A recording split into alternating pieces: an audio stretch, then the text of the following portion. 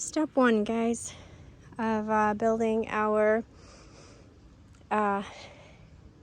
insulated solar greenhouse. So I purchased the retaining wall bricks or blocks, and I'm building up that back wall area. I'd like to ideally build it up maybe 4 high, but we'll see. So it's October 27th, 2024, and I have finished building my wall, my retaining wall, around the in-ground fig trees. We only went about 4 bricks high. I think that'll be enough because I'm going to cut the trees down to about that line, maybe a little lower, and then we'll cover this up. We'll fill it and cover it. Hilarious, but I just came back from Home Depot and they were out of hay, straw, or whatever. And so I had this bag of premium pine shavings. And so I'm giving that a try for insulation. And I got these styrofoam covers. And I cut everything down to be able to fit to sort of like the same height as the bricks. And now I'm going to put the plastic cover on. So I got I think 6 by 10 clear tarp, and I think it's a little too small, but that's what we got. I got these 12-inch, I want to say, or 18-inch stakes. They look like about 12-inch metal stakes. Everything is from Amazon. The tarp came with these plastic lines, and so this is what we got, guys. Winter of 2024. I don't know, I think we'll be okay. I think if they die, it's not going to be because of exposure or cold. It's going to be because the ground is wet and frozen, so, or like root rot or something like that. That's what I think, because I don't know, it seems nice and toasty in there when I was stepping in it. The pine shavings are really kind of cool. I know that they're absorbent, and so that might cause a problem with too much moisture against the tree. But I mean, if you bury the trees anyway, they survive during winter. So I don't know. We'll see. We're testing, right? So, all right. Next video will be in spring, unveiling what the ultimate outcome is. Another test, we've got the styrofoam containers on top of these 2 fig trees I have out here, and I'm wondering if these will make it, just because of the heat from inside of the greenhouse. You know, it'll reverberate hopefully, and we'll see. So this is part of our other test. Today's February 16th. Just wanted to show you what it looks like out here. It's about in the low 20s, but later this week it's going to go down to single digits and sub-zero temperatures in the nights. And there are my in-ground trees. I'm so grateful that they're covered in snow right now. Most of the time they weren't, but I believe that the snow is a good insulator. So we'll see. Here's the regular greenhouse, and I'm just about to fill up one of the heaters with more diesel gas, and then go fill up the container. Get ready for this week. This week's sub-zero temperatures. Ooh, it's toasty in here. It's in the 50s in here with no heaters going. February, and it's 56 in here with no heaters going. Look at the loquat tree, still green. It's incredible. We've had sub-zero temperatures outside several times this year already. And just the fact that the wind is being suppressed from in here helps the temperature to stay a really nice toasty temp in here, just because of the heat of the sun. Even though there is no sun, it's been overcast, it's still 56 in here somehow, some way. Don't know, but all right. See you soon. Another update, March 16th, 2025. It was 75 degrees here 2 days ago, 69 degrees yesterday, and today it's snowing. That's the trouble with this place. And so I wanted to show you the 2 in-ground trees that I had next to the greenhouse with these styrofoam covers on. This guy, I cut it off the top so that it fit under here, and I just sort of stuck it in the ground to see if it would take root. But what happened was, this was where I used the wood chips, and what I was afraid of was the wood chips were somewhat absorbent of moisture, and they were. And they had also, I don't know if you could tell, but there's like mold on them.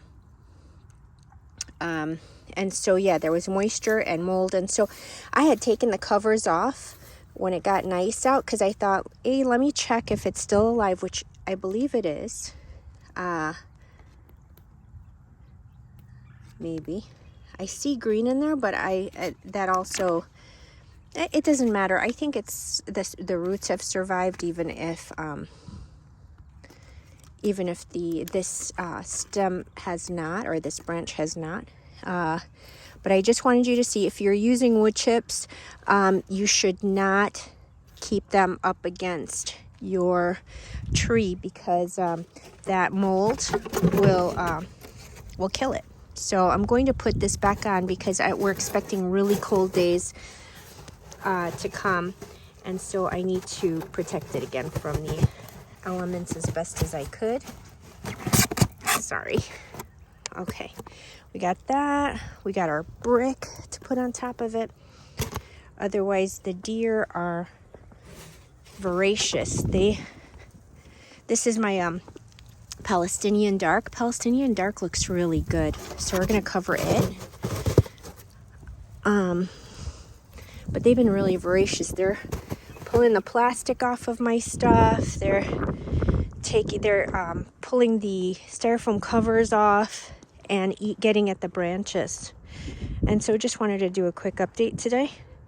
I'm just going to recover this, because I don't know what's pulling the plastic off, or it might just be the wind. So I'm going to set this back up and see you later.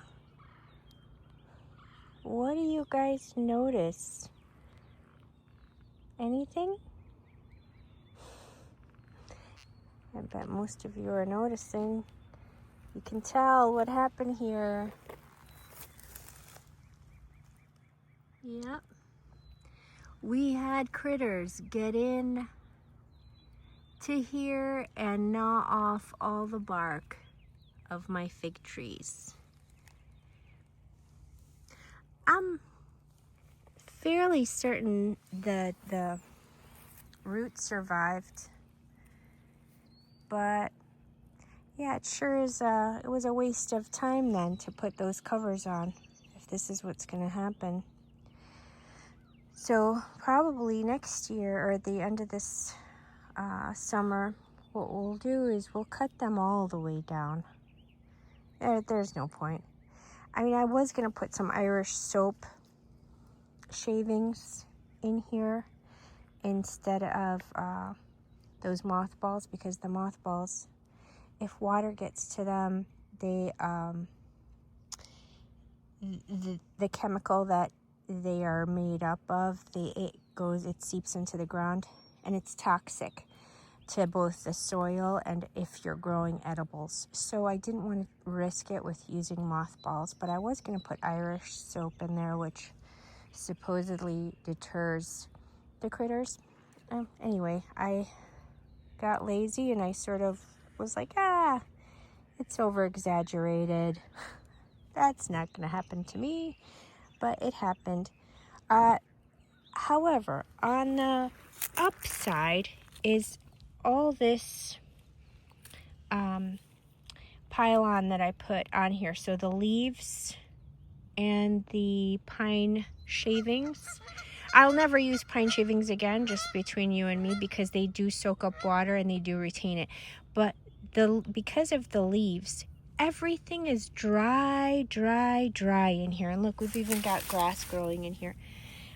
So it was a very dry environment, which is awesome, because there's chances are, like, we deterred mold at least, which is a killer. I'm not, I guess, too worried about the bark being eaten off, whatever, as long as they are alive. And so we'll confirm that in a couple of weeks and see if we got new growth coming in, and that will be awesome, because we've got 6 fig trees in ground in zone 6A/5B. You know, we were always really a 5B just because they upgraded us to a 6A. Do I believe it? Probably not. And so what I'm going to do next is just clear away all this protection, all the leaves, all the pine shavings, and allow the soil to get some direct sun and heat up. I'm going to cover it again with just the tarp this time, to just create a greenhouse effect over here, and we'll see. We'll be back soon. Sorry guys, I forgot to mention today's April 12th, 2025. And we're scheduled to not really go below 30s at night. And the days were now sort of in the high 40s, 50s, 60s. So each day something different, but pretty much when the sun is out, it's just gorgeous out here in the 50s and 60s. So this is when I decided to remove the covers. I cleared out all the leaves that I had put in there, most of everything, and I'm burning it behind me. The Negron, the Hollier, Rondi, the bases are pretty okay. And I've just fertilized them. I threw in some Espoma fertilizer, the regular plant one, and covered it back up with plastic, again, to just create a greenhouse effect in there. There's ventilation because it's not completely sealed. And so air is getting in there, but pretty controlled for now.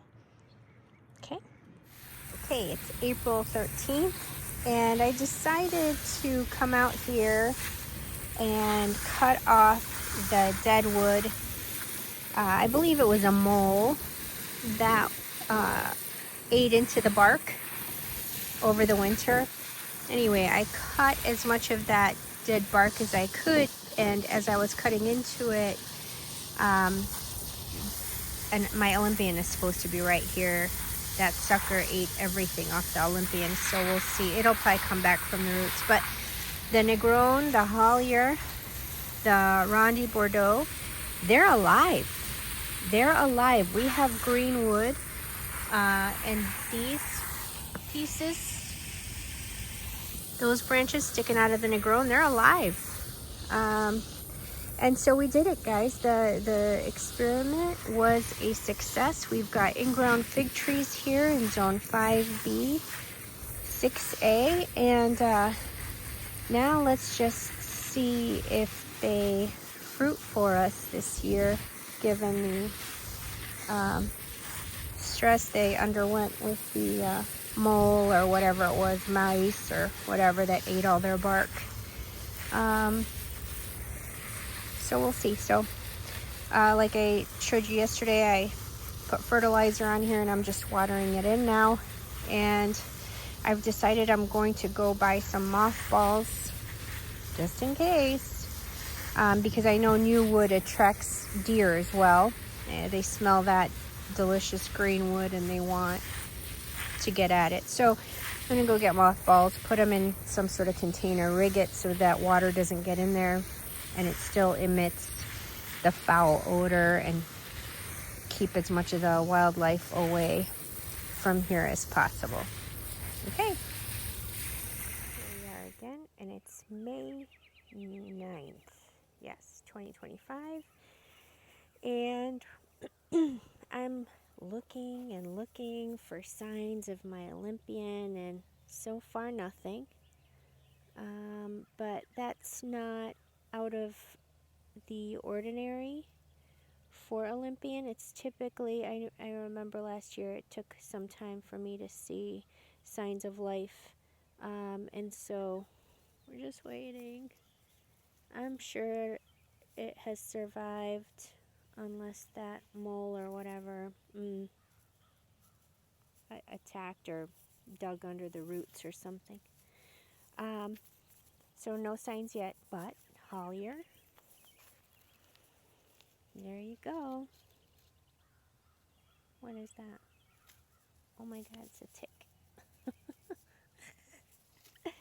All right, so we got ticks. Great.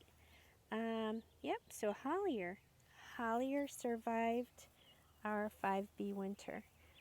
Negron, I believe I'm getting some buds starting on this. I know it's not dead, so we'll see. I think we've got buds growing.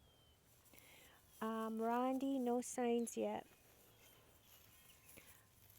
I'm sure that's alive too. And of course the Chicago Hardy. But this guy, this was supposed to be my white Marseille, but it's not a white Marseille. I don't know what it is, but look at it. This one was incredibly hardy. Very hardy. And this is not even, I don't think, sold around here or in stores. We don't know what it is. So this one is unbelievable. We'll have to give it a name, and I'll have cuttings for sale this winter of it. But just so you know, and it is really good. Look, it's got growth everywhere. It's growing like how I would think a Chicago Hardy would grow. But here's my Chicago Hardy. This is like a 6-year-old tree. Nothing. No signs of life so far. But I'm sure it'll come. It'll be late. But this one is, it's pretty early. I mean, May 9th, and we've got growth all over the place. Like it's busting out. Roots were just fine. And it's coming in like nothing ever happened. And it had almost no cover on it. That mole ate it to death, but it still bounced right back. So far, this is unbelievable, and it's a delicious fig. It's if I remember correctly, it was yellow on the outside and a strawberry on the inside. It was amazing. And very delicious flavor. And I had, sorry, it was not a white Marseille. I had originally thought that this was Desert King. I thought this was a Desert King, and it was not a Desert King. It turned out, and I had been plucking all the figs off of it, the main crop, and throwing them, and it wasn't getting any Breba, so it doesn't get Breba. And I was plucking all the main crop off and throwing them and not letting them mature. And then last year I decided, you know what? I had one fig on it. I thought, let me let it ripen and see if it even ripens, if it even is a Desert King. And it turned out, nope, it's not a Desert King. It ripened its fruit, and it was amazing. Amazing. And I was bummed that I had been plucking all the main crop off for the last 4 years. And so, okay, I'll do another video shortly.